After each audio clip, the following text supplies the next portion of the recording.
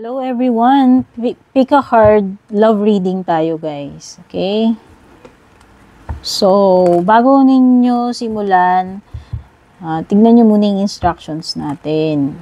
Thank you nga pala sa pag-drop by para manood ng aking reading. Don't forget to subscribe, like, follow. Kung bago po kayo at kung matagal kayo, maraming salamat po sa pag-i-stick dito sa aking channel or page. So, ayan, pick a card ha. Pipili lang kayo ng isa, left or right. Tapos babasahin natin ano yung mga mensahe.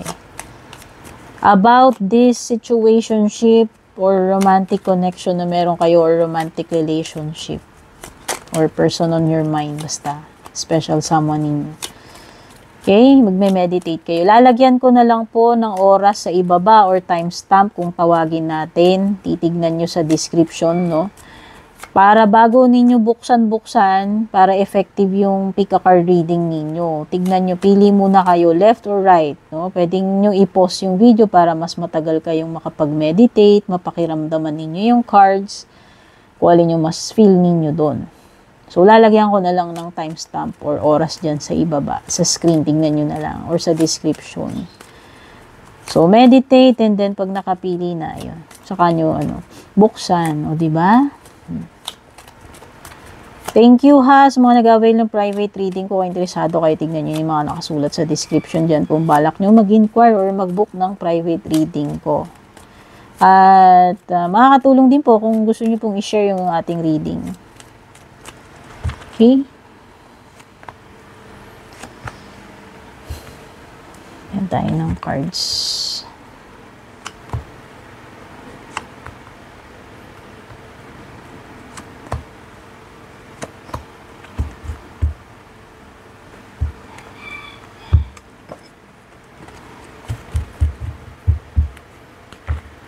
Magme-meditate kayo ha.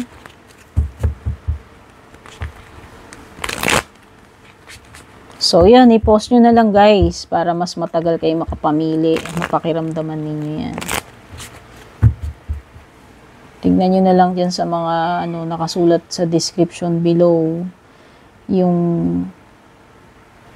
time. So, kung ano yung card yung pipiliin ninyo. Okay? So, yan. Siguro naman yung iba nakapili na. Para sa mga nakapili nitong card na ito. Heart with the key, butterfly, tsaka self-indulgence. Oops! Kung single ka at wala ka pang nakikilalang person na dawan mo, ito na. It could be na yung next na makikilala mong person na darating sa'yo is siya na yung dawan mo. Kaya ayan, no? Kung kinakandado mo na yung puso mo, dear, pag-isipan mong mabuti, kung bubuksan mo yan. Kasi mukhang itong next na paparating, pwedeng siya yung perfect jowa partner or pwedeng siya na yung kabiyak mo. Dawan eh. Kumbaga sa Matrix, si Keanu doon yung dawan. O diba? Ayan o. This is a level up, dear. Kaya kung meron mang, halimbawa, wala ka pang naging jowa since birth, o baka ito na yun. Pero, more on dun sa mga makakamit ng bago. O, ayan o.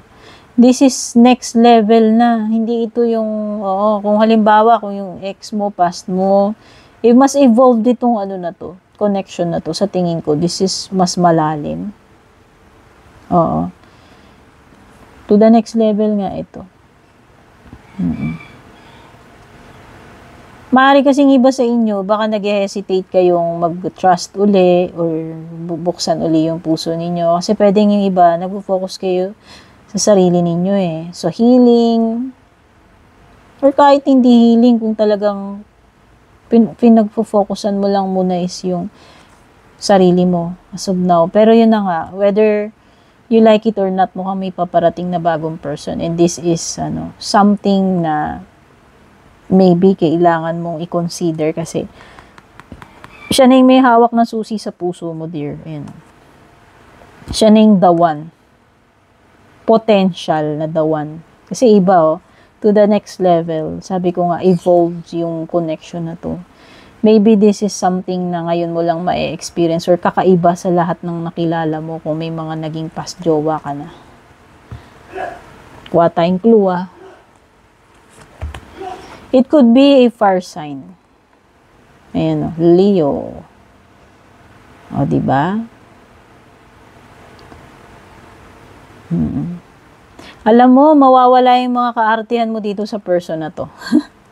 Feel ko lang, mabibreak niya yung rules mo. Feel ko lang, siya yung tao na magpe-penetrate sa pride mo. Mawawala lahat eh.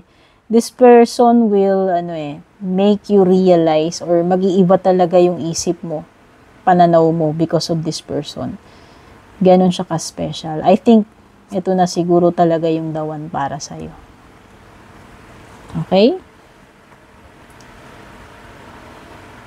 So, yung mga nakapili naman ito. Date, Dragonfly, I like you. Okay. At kuha tayong isang clue. Wow! Meron nagkakagusto sa'yo, dear. Oh, kung hindi pa kayo nagde-date nito, aayain ka niya. Ayan o. Kung wala ka pang mamimit mo pa lang, therefore. Ayan o, meeting someone new. And pwedeng ito na aayain ka niya ng date. Ayan, magpaplano to eh. Magse-set up siya ng date. O, diba? Basta, merong something dito na magugulat ka na lang. Ayan kasi parang, o baka hindi mo ine-expect, pwedeng kilala mo na tong person na to, pwedeng nakakasalamuha mo siya, nakakasama mo siya, nakakausap mo siya. O baka hindi obvious nung una. Basta. Pero pwedeng may matutuklasan ka rin about this person eh. Hindi ko nga lang alam kung positive or negative yun.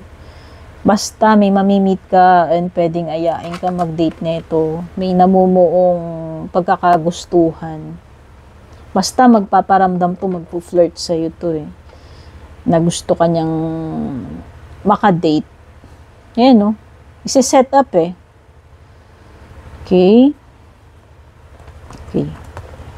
Yung pinaka-clue is pwedeng Aries, Leo, or Sagittarius yung person na yun. Ouch! Okay. Sorry dear. Sorry dear Pero diba sabi ko nga, interesado tong person na to, pero you need to be careful.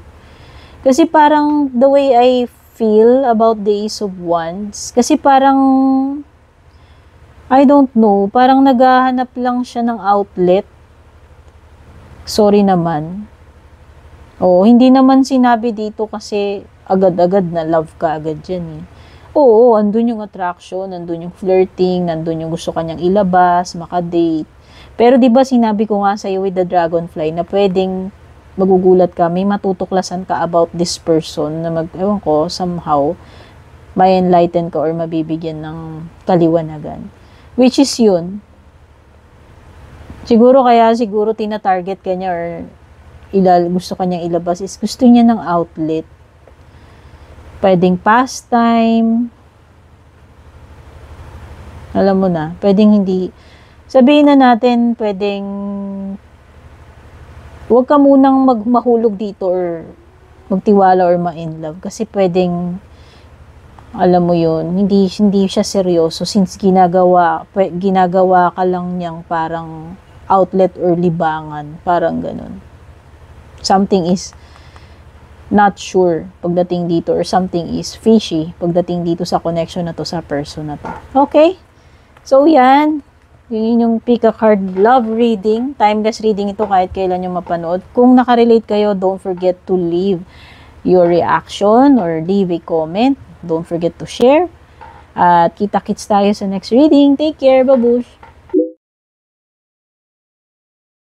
And kung balak nyo pong mag-book or mag-inquire ng personal readings ko, basahin nyo lamang po itong nakasulat sa screen or yung nakalagay sa description.